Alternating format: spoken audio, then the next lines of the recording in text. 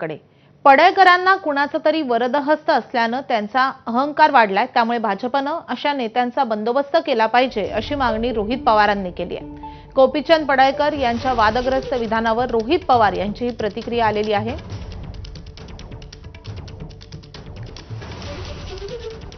पडळकरांना कुठून तरी नाहीतर कोणाचा तरी हा वरदहस्त असल्यामुळे त्यांचा अहंकार हा वाढलेला आपण सर्वांनी बघितलेला आहे। त्यामुळे भाजपचे जे प्रमुख नेते त्यांनी तरी त्यांचा कान तिथं धरावा, नाहीतर जर तुम्ही धरला नाही, जर समज नाही दिली तर आम्ही समजू की खालच्या लेवलला जाऊन आई वडिलांपर्यंत जाऊन बोलण्याची मुभा जर कोणी दिली असेल तर ती भाजपच्या प्रमुख या राज्याच्या नेत्यांनी दिलेली आहे।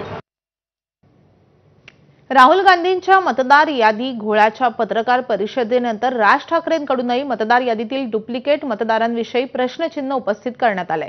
मतदार यादीमधले बनावट मतदार शोधा, याद्या तपासून घ्या, बूथ पातळीवर काम करा। राज ठाकरेंनी अशा सूचना पदाधिकाऱ्यांना बैठकीमध्ये दिल्यात। वॉर्डामधले नवमतदार, वाढलेली मतदार संख्या यावर विशेष लक्ष ठेवा असे आदेशही राज ठाकरेंनी या बैठकीमध्ये दिले। अंबरनाथ, उल्हासनगर आणि बदलापूर येथील बैठकीमध्ये राज ठाकरेंनी या सूचना केलेल्या आहेत।